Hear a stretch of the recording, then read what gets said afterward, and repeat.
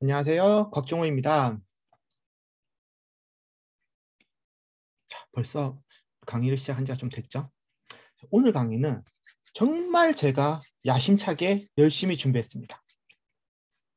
오늘 우리가 다룰 이야기는 어떤 이론 교재나 아니면 대학 강좌에서는 수십 시간 수업을 하고 논의되고 있으며 누군가한테는 일생을 바쳐서 연구한 내용을 우리가 한번 날로 먹어보겠습니다. 왜냐? 우리는 시험 문제만 맞추면 되니까. 자, 35번 칼 마르크스라고도 하죠. 칼 마르크스의 절대지대설에 따르면 토지 소유자는 독점적 지위를 이용하여 최열등지에도 한계를 요구한다. 한계란다. 지대를 요구한다. 우리가 이 최열등지라는 것은 한계지라고도 하는데 최고로 열등한 지역, 열등한 생산량이 정말 이거는 아무것도 안 나와. 생산량이 안 나오는 그런 토지를 얘기합니다. 이 리카도라는 사람이 있는데 이 사람은 이제 이 최열등지 한계지에서는 지대를 내고 나면 이 사람이 먹고 살 게 없으니까 지대가 발생하지 않는다고 했습니다. 지대까지 내고 이 땅을 이용할 사람은 없어. 그런데 마르크스는 착취라는 개념으로 이 사람이 죽든지 말든지 소유자는 관심이 없어.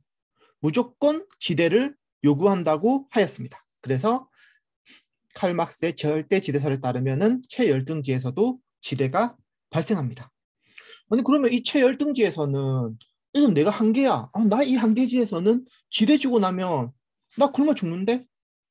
그러니까 마르크스는 어떻게 해야 된다고 했습니까? 네가 안 죽으려면 죽창 들고 소유자한테 달려가.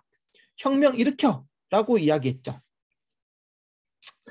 자, 이제 본격적으로 지대 결정 이론에 대해서 우리가 학습하도록 하겠습니다.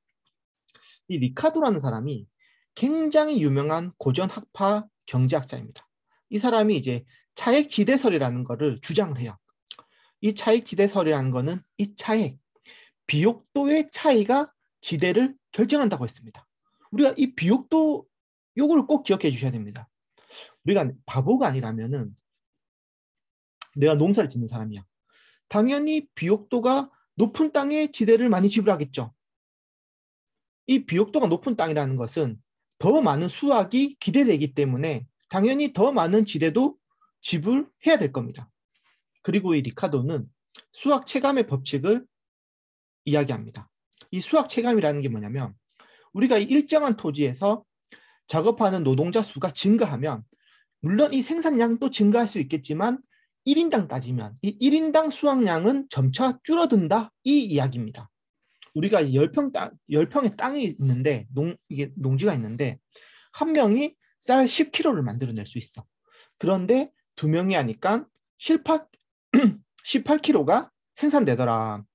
그러면 총 생산량은 늘어났지만 한 명이 생산한 양은 9kg로 오히려 더 줄어들었죠.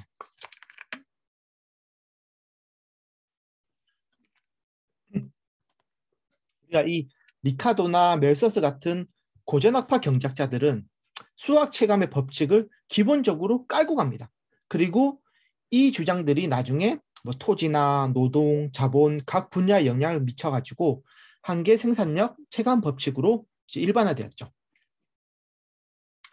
자, 이제 차익지대에서 이제 설명드렸고 반면에 칼 마르크스는 그래 그런 말도 그래 일리는 있겠지만은 결국 모든 것은 소유 때문에 발생하는 거야. 절대적으로 소유 때문에 발생한다는 절대지대설을 이야기합니다. 이 자본주의 세계에서 지대라는 거는 자본자 계급이 이 토지를 소유하고 있기 때문에 그 자체로 발생하는 거야. 그리고 곡물 가격도 자본가 계급이 토지를 소유하고 있고 이 소유를 근거로 지대를 요구하고 있기 때문에 곡물 가격도 같이 비싸진다. 이 자본가 계급이 그런 주장입니다. 자, 그리고 이제 티넨이라는 사람은 입지교차 지대설을 이야기합니다. 이제 티넨은 또 어디 주목하냐면 이 사람은 또 수송비를 이야기해. 이 지대라는 거는 수송비의 절약분이다. 이 사람이 이제 독일 사람인데 중세시대에 농사를 내가 짓고 그 물건을 내다 팔려면 시장, 성안에 있겠죠. 성안으로 가지고 가야 되는데 성에서 멀면 멀수록 수송 비용이 많이 들겠죠. 가까우면 당연히 수송비가 적게 들어가고, 그러면 이 지대라는 것은 가까운 곳은 수송비가 조금 들어가니까 그만큼 비싸고, 먼 곳은 수송비가 늘어나니까 그 수송비만큼 저렴해지겠죠. 요것이 이제 수송비의 핵심입니다. 그리고 또 이 중심지로부터 이제 근처에는 집약적 농업이 이루어질 것이고, 멀어질수록 조박 농업이 위치한다. 요것이 이제 티넨이 말한 입지교차 지대설입니다.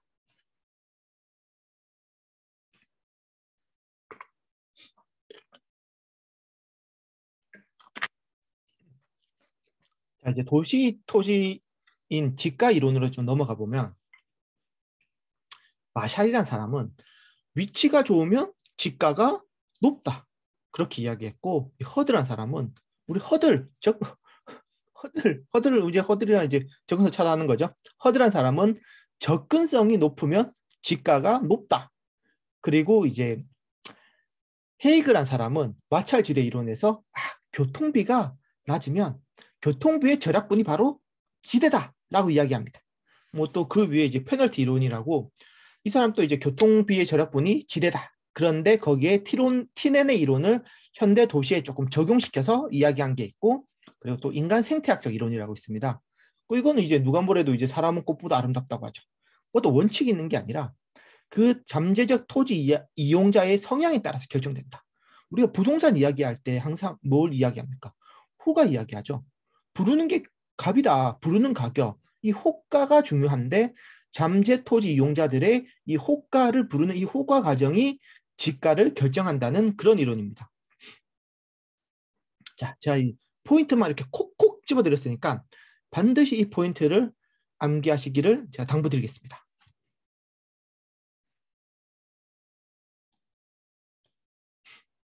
리카도 하면 비옥도, 차익지대에서 리카도는 비옥도, 환기지 지대 발생 안 해. 그리고 수학 체감의 법칙 3개, 절대지대설 마르크스는 이거 다 소유권 때문에 일어나는구나. 무조건 소유권 있는 놈이 지대 내놓으라 하는구나. 그리고 이 지대가 발생하니까 곡물 가격도 비싸지는구나.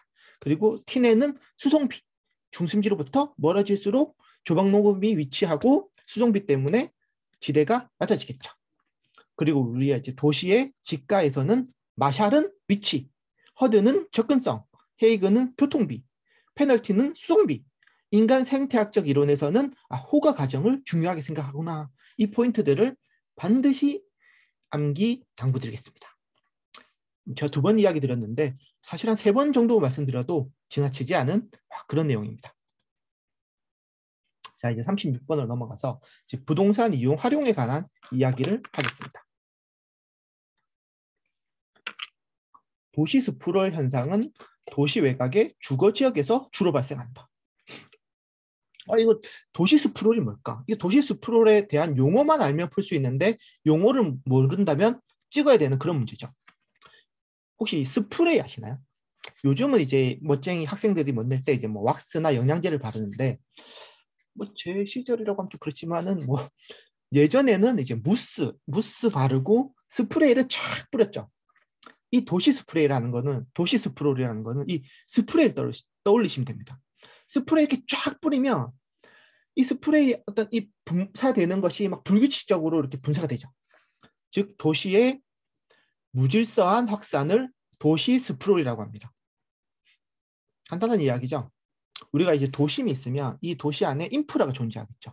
그리고 다양한 서비스를 우리가 받는데, 뭐 치안 서비스, 뭐 소방 같은 안전 서비스, 교육 서비스, 위생 서비스, 뭐 상하수도 같은 이런 필수적 서비스가 제공이 되는데, 우리가 이 도심을 주변으로 골고루 개발이 되면 문제가 없을 건데, 난개발이 되면서 이 서비스 제공이 힘든 곳까지 개발이 되는 거야.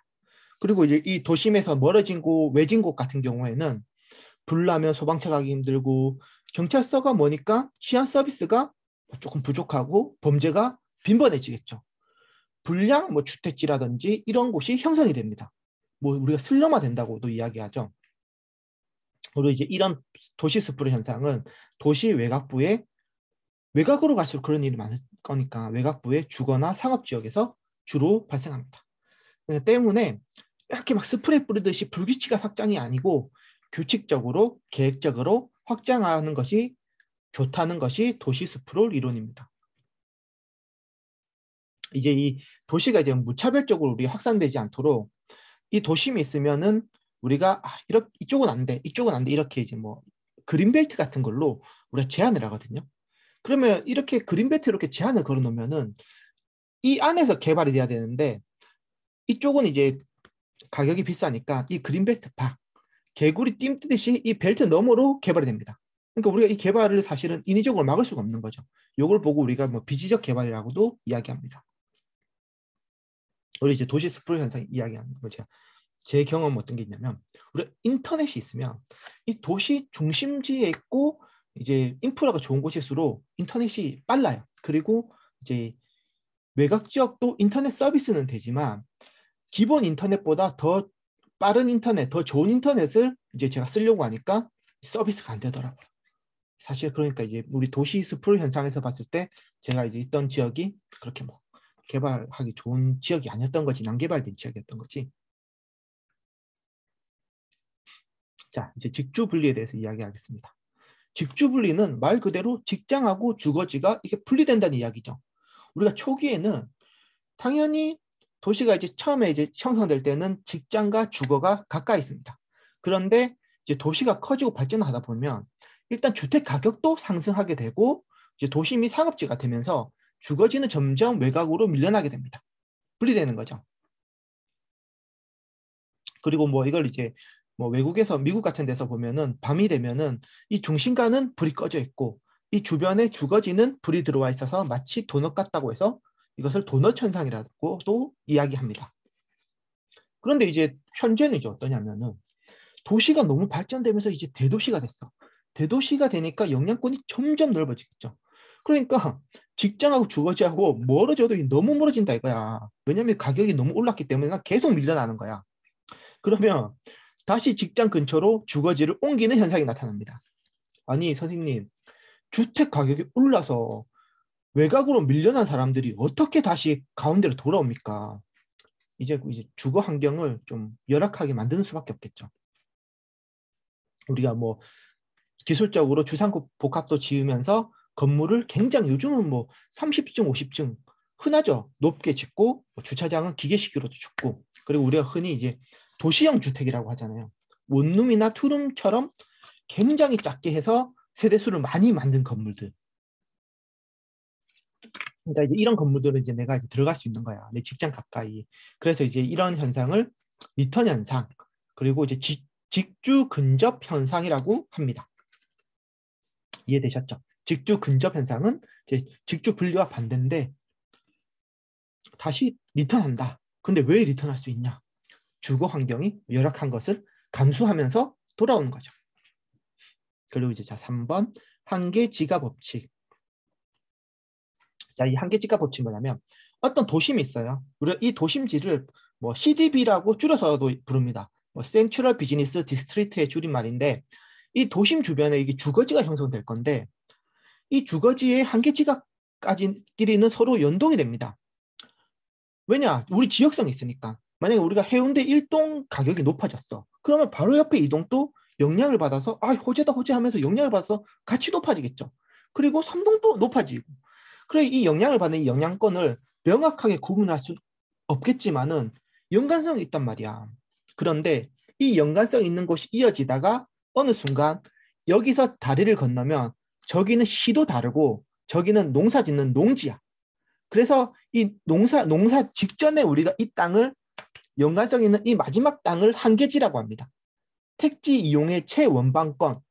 최원방권이라는 건 뭐냐면 제일 끝에 있는 끄트머리 땅을 이면 이거 넘어가면 의미가 없어. 이 끄트머리 넘어가면. 그러면 이제 이 끄트머리 땅 넘어가면 가격이 안 오르는 단절 현상이 발생하겠죠. 이까지는 계속 연관돼서 오르는데 딱 이것을 넘어가니까 가격이 안 올라. 용도도 다르고 영향을 받지 않아.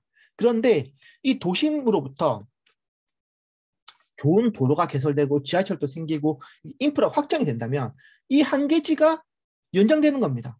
이 한계지 밖에 있다 옛날에 이 땅이 노른자가 계속 이렇게 커지니까 이게 또 이제 흰자 정도는 쳐주는 거야. 한계지 내부로 들어오는 거야.